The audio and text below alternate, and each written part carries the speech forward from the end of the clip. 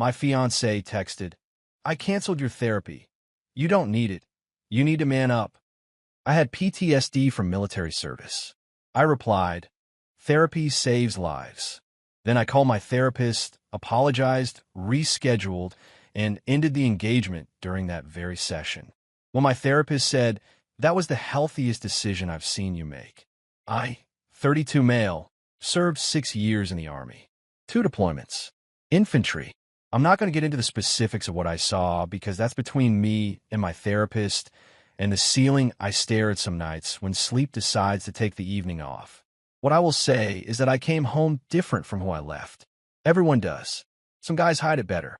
I wasn't one of them. I got out at 26 and spent about a year being a complete disaster. Drinking too much. Couldn't hold a schedule. Startled at everything. Car backfires, fireworks on the 4th of July, someone dropping a pan in the kitchen. Classic stuff.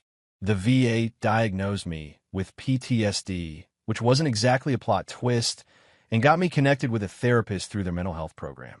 That therapist changed my life. I'm not being dramatic. I mean it literally. I was in a dark place.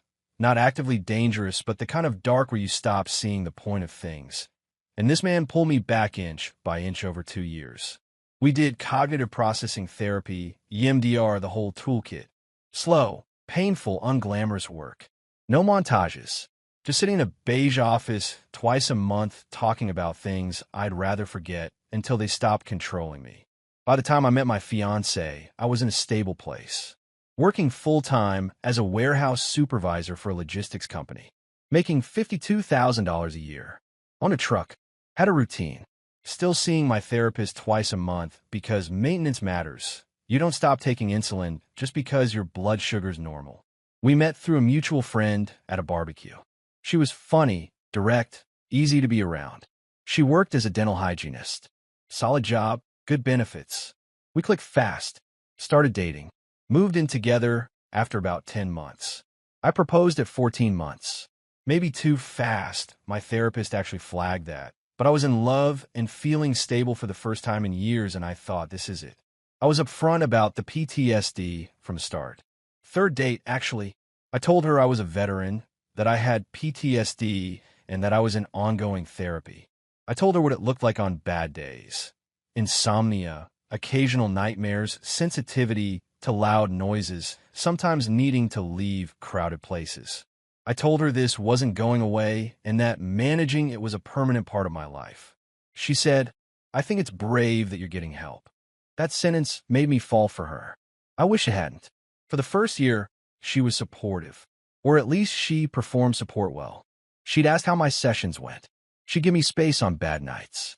When I had a rough episode after a car accident on the highway triggered a flashback, nobody was hurt. Just a fender bender, but the sound of impact put me somewhere else for about 30 seconds. She held my hand in the parking lot and didn't ask questions.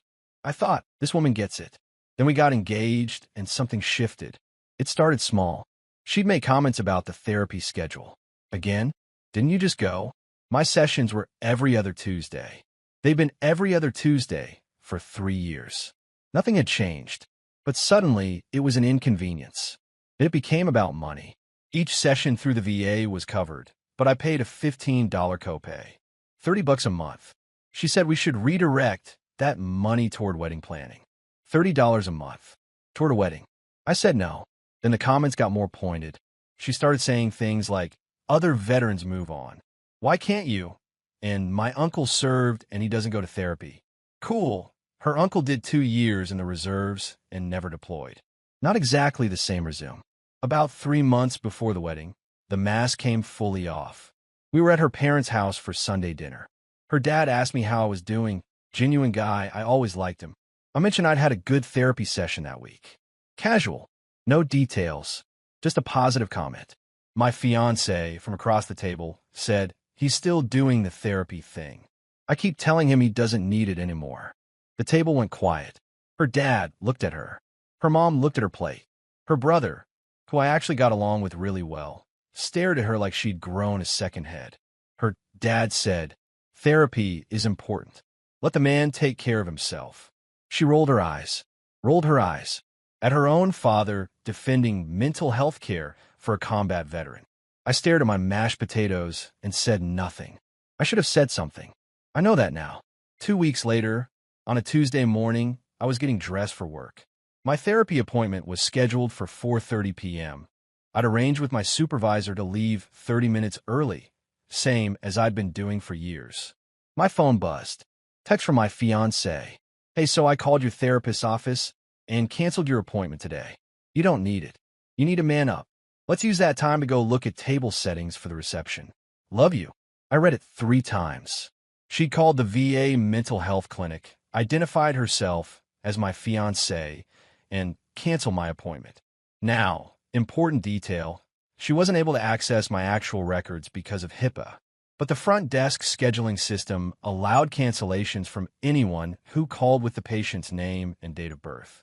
It's a flaw in the system, and yeah, I've since flagged it.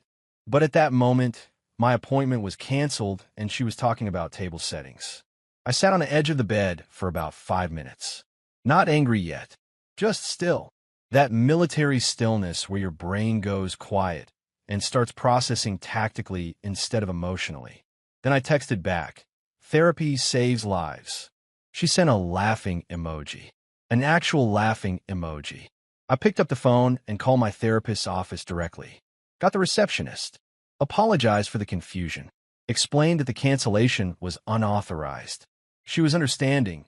Said it happened more often than you'd think, which is both reassuring and deeply sad. Rescheduled for the same day, 5 p.m. slot that had just opened. I went to work. Got through the day. Drove to my appointment. And in that session, sitting in the beige chair I'd been sitting in for 3 years, I told my therapist everything. The comments, the escalation, the cancellation, the man up text, the laughing emoji. My therapist listened. He does this thing where he doesn't react immediately, just absorbs, processes, then responds. When I finished, he asked me one question. "What do you want to do?" And I said, "I want to end the engagement." He nodded. Then he said, and this is verbatim because I'll never forget it, "That might be the healthiest decision I've seen you make in 3 years."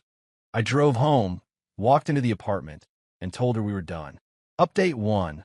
The fallout 10 days later. So, telling your fiancé the engagement is off while she's comparing napkin swatches is an experience I wouldn't recommend, but I also wouldn't take back. She was sitting at the dining table with her laptop open, wedding Pinterest boards everywhere, and I walked in and said, "We need to talk." She said, "If this is about the therapy thing, I already said I was sorry." She had not said she was sorry. Not once. Not in any form. I pointed this out. She said, "I meant to. Anyway, it's not a big deal. I was trying to help. You canceled a PTSD therapy appointment for a combat veteran so we could look at table settings. Because you need to start prioritizing US over your past. The wedding is in 3 months. There's not going to be a wedding." She stared at me. Then she laughed. Not a real laugh. That defensive, dismissive laugh people do when they think you're bluffing. "Okay, drama king. Sit down. I'm not being dramatic. I've thought about this. I talked to my therapist. This is done." The laughter stopped. Her face changed. And then the tears started. Immediately. Like a switch. Full sobbing, mascara running, the works. "You can't do this to me. We sent invitations. My mom already bought her dress. We have deposits." I told her I understood there would be financial consequences, and I was willing to eat my share of the losses. I wasn't going to leave her holding the bag on deposits. That's not who I am. But the relationship was over. She grabbed my arm. "You're throwing away our future because of one text." It wasn't one text. It was one text that showed me exactly what you think of me. "I think you're strong. That's why I said man up, because you are a man and you don't need a therapist to tell you that. I need a therapist because I watch people die and it broke something in my brain. That's not weakness. And anyone who thinks it is doesn't get to marry me." She cried for another hour. I sat with her because despite everything, I'm not going to just walk away while someone's falling apart. But I didn't budge. And eventually she packed a bag and went to her mom's house. The next morning, her mother called me. Now, her mom is a piece of work. I'd been polite to her for 2 years, but she'd always treated me like I was slightly beneath her daughter. Little comments about my blue-collar job. questions about whether I'd thought about going back to school. Once she asked me, at Thanksgiving, if my PTSD ever made me violent toward women. In front of 7 people. I said no. Her dad apologized to me later in private. Good man. Wrong wife. Her mom called and opened with, I always knew you weren't ready for commitment. Men with your issues shouldn't be making promises they can't keep. I said, ma'am, your daughter canceled a medical appointment without my consent. We're not negotiating. It's not a medical appointment. It's talking. You sit in a chair and talk. That's not medicine. I'm going to hang up now. If you do this, you'll owe us. We've spent thousands. Send me an itemized list of what you've personally paid for, and I'll reimburse my fair share. I'm not paying for your daughter's decisions. She hung up on me. I was fine with that. Over the next week, the entitlement machine kicked into high gear. My fiancée, ex-fiancée, came back to the apartment to talk 3 times. Each time, the narrative shifted. First visit, she was sorry, still no actual apology for the specific thing she did. Second visit, I was overreacting and all couples have disagreements about boundaries. Third visit, she brought her best friend for backup. The best friend sat on my couch and actually said, you know, she gave up a lot to be with you, right? She could have dated someone without all the baggage. I said, you're welcome to leave my apartment. She said, see, this is what she's talking about. The aggression. I asked you to leave my own home. That's not aggression. That's a boundary. My ex stood there and said nothing. Didn't correct her friend. Didn't say, hey, maybe don't call his PTSD baggage. Just stood there. They left. I changed the locks the next day. Our lease was in my name. She'd been added as an occupant, not a co-lessee. My landlord confirmed in writing that I had the right to change locks with proper notice to an occupant I was asking to vacate. I gave her 14 days written notice, sent via text and certified mail, to collect her remaining belongings. Then the wedding cancellation. This was the expensive part. Venue deposit, $3,500, non-refundable. We'd split it 50-50, so I was out $1,750. Caterer, $2,200 deposit, also non-refundable. My share, $1,100. Photographer, $600 deposit. My share, $300. DJ had a cancellation clause. We got that back entirely. Her dress was non-refundable, but that was her purchase. The invitations had already been sent, about 120 of them. So there was the humiliation factor of contacting everyone. I sent a simple message to everyone on my side. The wedding has been called off. I appreciate your support and understanding. Didn't explain. Didn't bash her. Just the facts. She told people I had a mental breakdown and couldn't handle the pressure of commitment. She told her family I was unstable. She told our mutual friends I'd been getting worse, and she'd been walking on eggshells. That's the one that got me. Walking on eggshells. She took the language of living with someone who has PTSD, real, painful, legitimate language, and weaponized it to make herself the victim. Total financial damage to me from the canceled wedding. About $3,150 in lost deposits, plus another $400 in random stuff. Postage for the invitations, a non-refundable tux rental deposit, a couple of small things. Call it $3,600. Not devastating, but not nothing for a guy making $52,000. Update 2. The escalation and the VA, 3 weeks later. This is the update I didn't want to write, but here we go. After the breakup went public, my ex launched a campaign. Not on social media. She was smarter than that. She went person to person. Old school whisper network.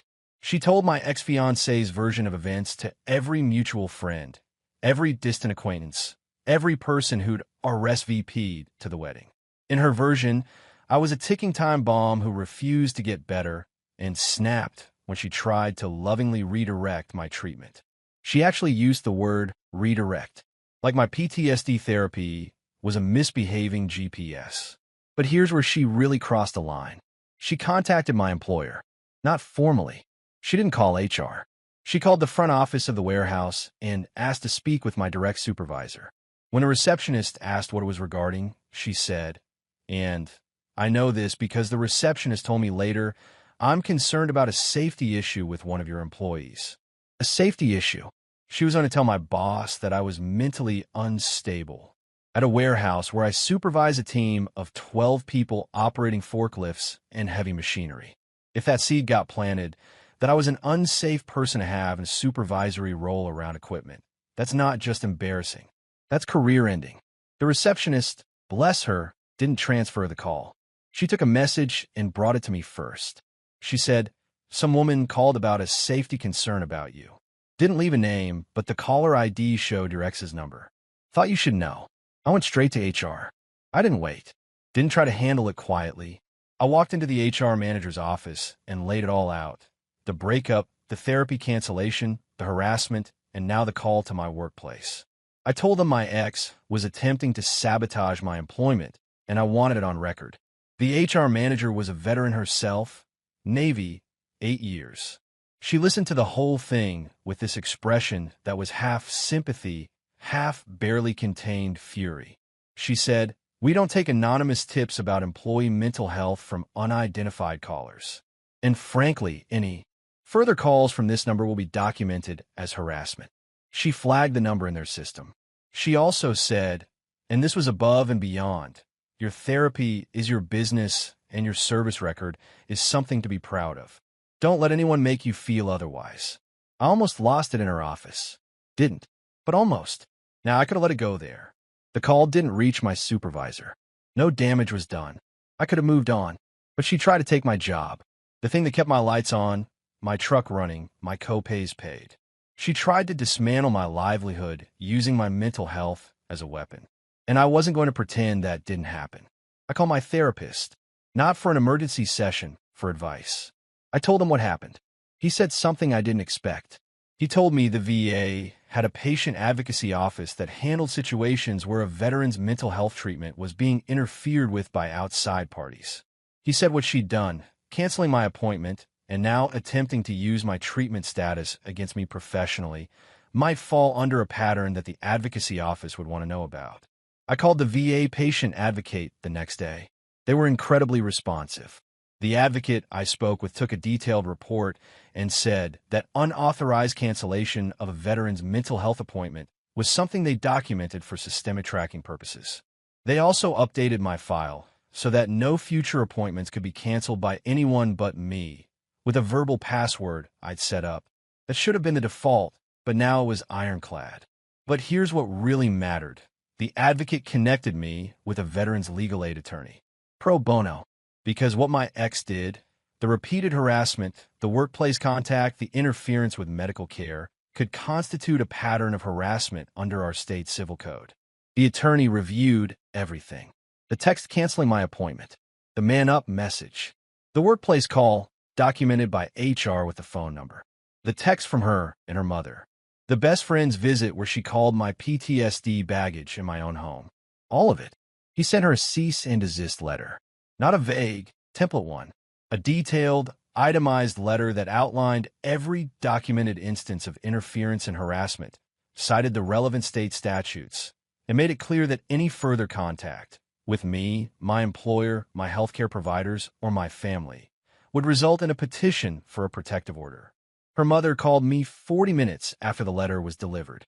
I know because she called from a number I didn't recognize. She'd gotten a new phone or borrowed someone's. I picked up without thinking. You're really going to threaten her with legal action? Over what? A canceled appointment? You people are so dramatic. You go overseas, come back broken, and expect the whole world to. I hung up, screenshotted the call log, sent it to the attorney with a note. Contact from her mother 40 minutes after C&D was delivered. The attorney sent a second letter, this one to her mother personally. Same terms, same statutes. Same warning. The call stopped, but she had one more card to play. She wanted my buddy, my best friend from the service, the guy who'd been my groomsman, and tried to turn him. She met him for coffee under the pretense of checking in and spent 45 minutes trying to convince him that I was spiraling and needed real help, not just some VA therapist. My buddy, who'd been in the same unit as me, who'd been through his own stuff, who'd been the one to drive me to my first therapy appointment 3 years ago, listened to the whole thing. Then he said, You canceled his therapy and called it manning up. You called his job and tried to get him flagged as dangerous. And now you're sitting here telling me he needs help? Lady, the only thing he needs help with is getting away from you. And it looks like he's handled that just fine. He got up, left, and called me from the parking lot. Dude, your ex just tried to recruit me for Team Crazy. I declined. I laughed for the first time in weeks. Real, actual, from-the-gut laughter. Update 3, where it all landed 5 weeks later. Final update. Gonna keep this as clean as I can.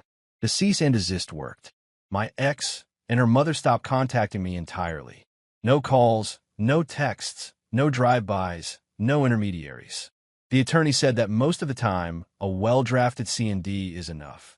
People realize that the next step is a courtroom, and suddenly their righteous anger develops a healthy respect for consequences.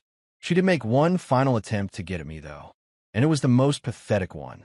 She mailed me a letter. Physical mail. Handwritten. 3 pages. I'll summarize. She was sorry, still not for the specific things she did. Just generally sorry it came to this. She said I'd thrown away something beautiful. She said she'd been stressed about the wedding and acted out of love. She said my therapist had poisoned me against her, and that no healthy person chooses a stranger in an office over their partner. She called my therapist a licensed clinical psychologist who'd spent 3 years pulling me back from the edge, a stranger in an office. The last paragraph was the kicker. She said that if I changed my mind, she'd consider taking me back. But I need to switch to a female therapist because she was uncomfortable with me sharing intimate details with another man. She wanted to control my PTSD treatment, even in the breakup letter. The absolute audacity was almost artistic. I didn't respond. I put the letter in the folder with all the other documentation and moved on. The financial aftermath, all in between the canceled wedding deposits, the attorney consultation that exceeded the pro bono scope for $150 for additional filings, and the cost of changing locks and breaking a gym membership we'd shared, $85 early termination fee. I was at about $4,100. Manageable but tight. I picked up overtime for 2 months and ate a lot of rice and chicken. The social fallout. I lost about 4 friends. Not close ones, peripheral people who heard her version first and decided I was the villain. 2 of them reached out months later after hearing the full story. I didn't reconnect. Not out of spite. I just didn't have the bandwidth. The people who stayed were the ones who mattered. My buddy from the service. A couple guys from work. My sister, who called me every other day for a month straight and never once said, "I told you so," even though she'd had reservations about my ex from day one. Her dad reached out once. About 2 weeks after the C&D. He called me. I picked up because I'd always respected him. He said, "I heard what happened. All of it. I don't agree with what she did, and I'm sorry it went this far." I said, "Thank you, sir. I appreciate that." He said, "For what it's worth, I told her mother to stop calling you. She didn't listen. I'm glad the attorney's letter did what I couldn't." That conversation lasted about 3 minutes. Firm handshake energy over the phone. I won't hear from him again, and that's okay. He said what he needed to say. Now here's where things stand. Therapy is going well. Better than well, actually. My therapist and I spent several sessions processing the relationship itself. Not just the breakup, but the pattern. How I'd ignored warning signs because the good parts felt so good. How I'd rationalized her comments about therapy as coming from a place of love when they were actually coming from a place of contempt. How I'd been so grateful that someone accepted my PTSD that I didn't notice she was actually trying to erase it. That last one hit hard. I spent so long being thankful someone would date a guy with issues that I didn't demand basic respect. My therapist called it a gratitude trap, where you're so relieved someone tolerates your worst that you let them disrespect your best. Working on that. Probably will be for a while. I got a raise at work. Not massive, $3,800 a year. But my supervisor put me up for it based on performance reviews that were done before any of the personal stuff happened. Good timing. I used part of it to build my savings back up after the wedding losses. The VA Advocacy Office followed up with me about a month after my initial report. They said my case had been flagged as part of a broader review of their appointment cancellation protocols. Apparently, my situation wasn't unique. There have been multiple cases of family members or partners canceling veterans' mental health appointments without authorization. They're implementing a system-wide change that will require verbal confirmation from the patient for any cancellation. It won't be instant. Bureaucracy moves slow, but it's happening. My story, in some small way, is going to protect other veterans from what happened to me. I didn't plan that. I just reported what happened. But knowing that some other guy who's 2 years in EMDR won't have his appointment canceled by a partner who thinks he should man up, that matters to me more than I can explain. Last thing, and this is the part one keep coming back to. About a week ago, I was sitting in my therapist's office. Same beige chair. Same bookshelf with the plant that I'm pretty sure is fake, but I've never asked. We were wrapping up a session, and I said, "I'm doing okay." He looked at me over his glasses and said, "You are. You really are." And then he said, "You know what I remember most about the day you ended the engagement?" "What?" "You didn't ask me if it was the right decision. You told me it was. That was the first time in 3 years you trusted yourself that completely." I sat with that for a minute. He's right. For a long time, I didn't trust my own judgment. Not because of the PTSD, but because the PTSD made me doubt everything, including my ability to know what was good for me. And that day in that chair, I knew. Not because I was angry. Not because I wanted revenge. Because I'd finally learned to protect myself the same way I'd protect anyone else I cared about. That's the thing nobody tells you about therapy. It doesn't just teach you to cope. It teaches you that you're worth coping for. I'm single. I'm 32. I live alone in an apartment that's too quiet sometimes. I still have bad nights. I still flinch at loud sounds. I still can't watch certain movies. But every other Tuesday at 4:30 p.m., I sit in that beige chair and I do the work. And nobody is taking that from me again.